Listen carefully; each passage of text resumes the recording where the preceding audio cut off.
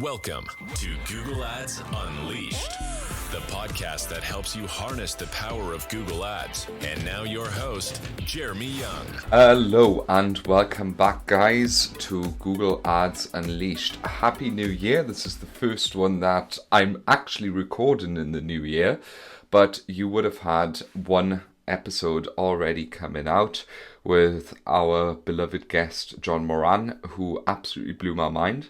It was an amazing episode, and if you haven't actually had a chance to listen to it yet, I would highly encourage you to go back and listen to it, and or to head to Spotify and or YouTube to watch the video that goes with it, because there's a lot of visual elements in there. But before I do this recap, I actually want to, in this episode, put my vision forward, because this has been a very popular trend on all social media. All the PPC experts were sort of sharing their views for the future, for the coming year. And I looked at it all, and of course I've got my own opinion. And this episode is really just a quick one about what I think is going to happen in 2025, which will help you prepare your business for what is going to come. And I'm just going to dive right in. So I think the first prediction is one which is something that I sort of practice and preach anyway all the time, and that is that the basics are going to continue to win. You will not believe how many people come to me with ad account problems, 7-figure business owners, 8-figure business owners, and I open up their Google Ads account and I see stuff like duplicate conversion tracking, I see stuff like unoptimized feeds, etc., etc. These businesses won on other channels and are used in Google just as a sort of supplementary channel, sort of as a channel to pick up some bottom funnel conversions. They also oftentimes are 7 or 8 figure businesses because they've come up with a product or with a new twist or angle to a product, which in turn has actually generated, the product is so good that the marketing can be crap, if that makes sense. For those businesses, for you who starts out, for you who's already extremely advanced, the basics are going to continue to win.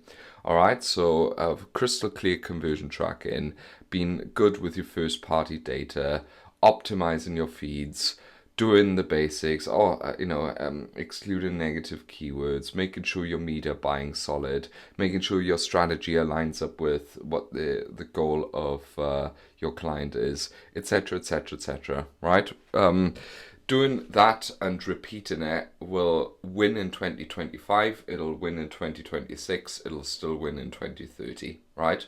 So, well, what I'm trying to say with that is any sort of shiny object that you might find, that you might see, that may crop up somewhere else, maybe even a shiny object that I want to talk about on this podcast because I want to highlight absolutely everything about Google Ads.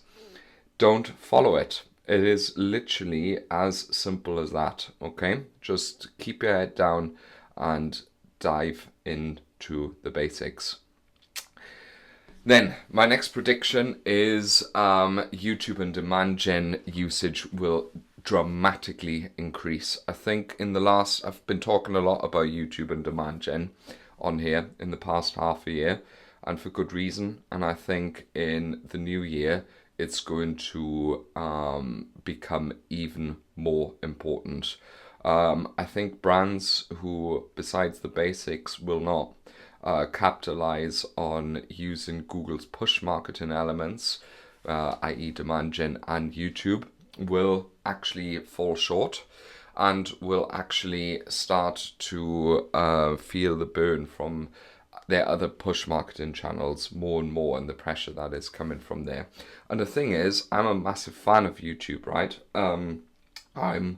If you do any sort of incrementality calculations, or if you use any third-party tracking tool, such as Triple Whale, such as Kickbite or Northbeam, God knows what, you will always see that once you run YouTube ads, especially even if you just repurpose your existing creatives from Meta for YouTube Shorts, you will see a positive uplift in revenue, and you will also see a positive uplift in your post-purchase surveys from YouTube. So it's a really, really strong channel, and I think a lot more people will wake up to it and a lot more people will use it, and the same goes for demand gen as well.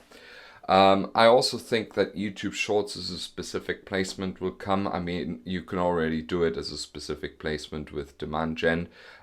Maybe it might be simply amalgamized. There's been chat anyway to that YouTube action campaigns are going to be amalgamized with demand gen. I think that's definitely going to happen. I think my third prediction will be that phrase match may be going away, or that Google will announce that it's going to go away. I think Google wants to go to a keywordless future anyway. We're a few years away from that, I think, just because I think they may be shooting themselves in the knee just yet if they would announce that.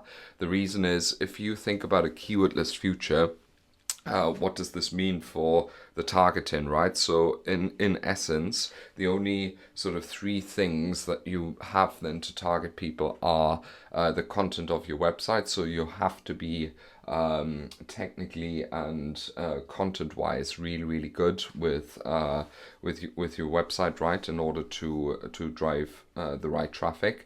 Many websites are just not really SEO ready. So Google can't just implement that yet, and I don't think the entire internet is at a stage where Google can just do that just yet. I mean, to a certain extent, they're already dipping into this, for instance, with Broadmatch. As many people know, Broadmatch doesn't only take into account the user signals and what is actually searched for, but also what the content of the landing page is, right? So I think it's going to go towards there, but it's just not ready yet with that. The second thing is that I think Google still struggles a little bit with users adopting first-party data, right? So it's not going to happen just yet. And I think there's still a place for phrase match. I think there's still a place 100% for exact match. So it's not going to go away just yet, but I think Google may announce a phrase match will go away, and we will see a future of exact and broad match to start, and then of course it go into keywordless further down the line. I think my fourth prediction will be that profit-based bidding will come, and customer lifetime bidding. Okay, so I'm a bit critical with those. So I'm a massive fan of tools such as Profit Metrics, and I'll tell you why in a second. But what Google, of course, wants, Google has realized that a lot of advertisers of course, make a lot of money with Google, and the more money you make with Google Ads, of course, they want a bigger share of that pie. Why? Because if you as an advertiser make a lot of money for someone, of course Google wants to increase their revenue, and they have to do that through increasing CPC prices. First of all, they do that, or they have done, demonstrably over the years by not only admitting to fiddle with CPCs, but that's why I said the John Moran episode. John has actually showed on many instances and is convinced that if you tell Google the conversion value of your conversion, it actually inflates CPCs accordingly. And I mean, we even see that on brand searches, right? Brand shopping, brand search. If you use max conversions or max conversion value and leave it to Google, naturally it'll inflate CPCs massively on them search terms, which makes Google more money and not you. I will, by the way, get the curveball to profit-based bidding, so hear me out. So that was the first step, to introduce accurate conversion tracking to get as much conversion value so that Google knows, hey, if they are okay with a ROAS of 2, well, I can charge exactly that amount of money for them to achieve that ROAS. Now, if you introduce profit into this sort of calculation, you may even exacerbate this effect. So if Google can see exactly, let's say you introduce COGS and everything into your feed and use profit-based bidding, what will happen is that Google will understand, oh, I can actually now charge X, Y, and Z to inflate CPC prices even more. So it will come, just because I am 100% convinced that Google wants to earn more money from us advertisers, and this will be a wolf in a sheep's skin, in my opinion, which is why I think third-party tools such as Profit Metrics are still the ones which you should be using if you want to do profit-based bidding, just because you're not giving Google the reins on what kind of data, so they don't know sort of that kind of data about your business, but rather you just inject a conversion value externally through an external source such as Profit Metrics, and base your bidding strategies around that. That's really high level, but basically that's what I'm predicting is going to happen. Maybe you have to re-listen to this, but in short, Google is going to move to profit-based bidding by learning more about your business and knowing more how much it can charge you, so Google will become more expensive as a result. The same goes for customer lifetime value. So Google's already starting this, I believe, but you will be able to bid based on your customer lifetime value. Now think about this. Let's say, for instance, so far, we look after a coffee brand, right, where we know the customer lifetime value is about 120 euros. So there we think of a target CPA, a break-even target CPA of about let's say 30 euros or something like that, just as an example. And we know, hey, we're going to break even on the first order, but order 2, 3, and 4, that's where we're going to make profit. If we start injecting this data into Google, of course, Google will know, holy shit, we could charge a CPA of 60 euros or 50 euros or something like that and make a lot more money, because these guys are going to be okay with the customer lifetime value anyway, right? So I am that cynical in some respects that this is likely going to happen. They may even start forcing it on people, but that'll be 2026 or 27.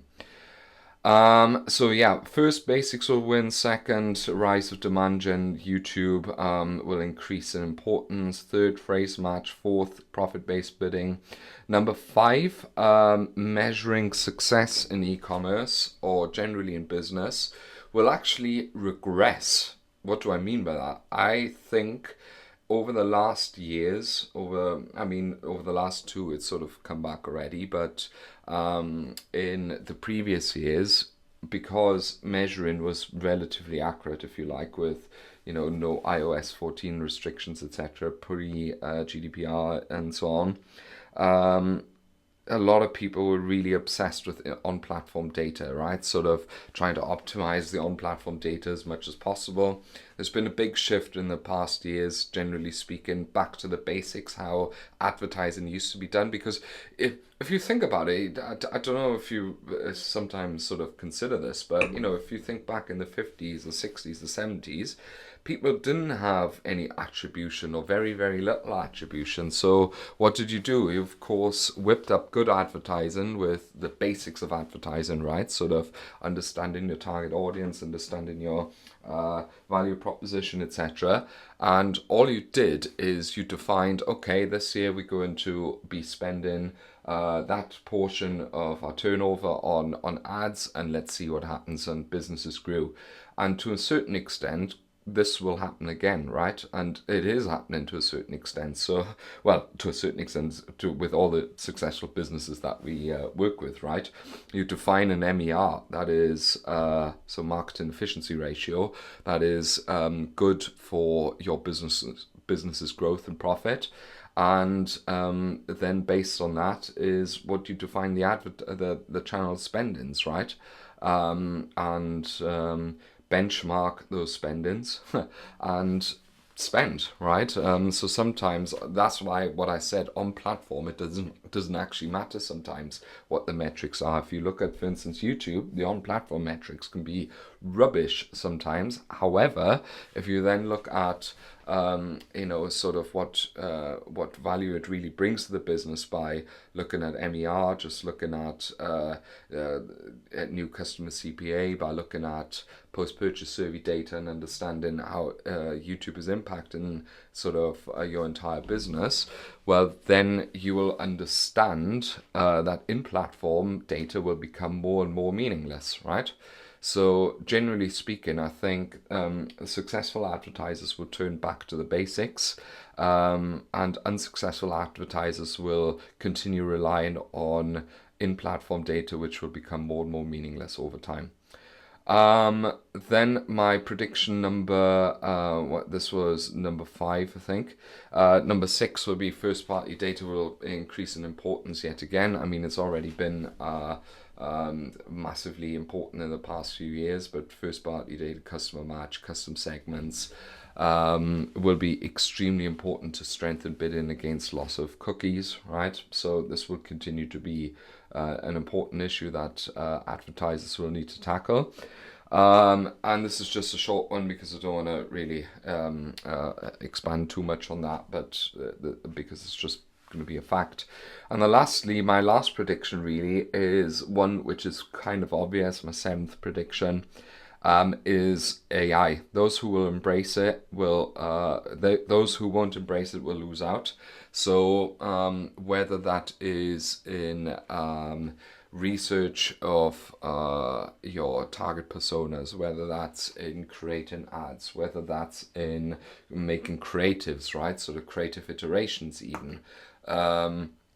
Some people, some businesses, some agencies will be using it to their advantage. I'll be honest, I am not 100% yet sort of sure how it will play in, but I'm thinking at the rate of acceleration of how AI tools have popped up, I am absolutely certain that there will be ones popping up very, very soon which are going to inform your Google Ads strategies. Like I said, a few already are obvious. You can use ChatGPT to analyze big data, for instance, from competitors to understand what their weaknesses are and base your ad copy around that. You can already you can get ChatGPT to make an ideal ICP based on your description of your business and your website, etc.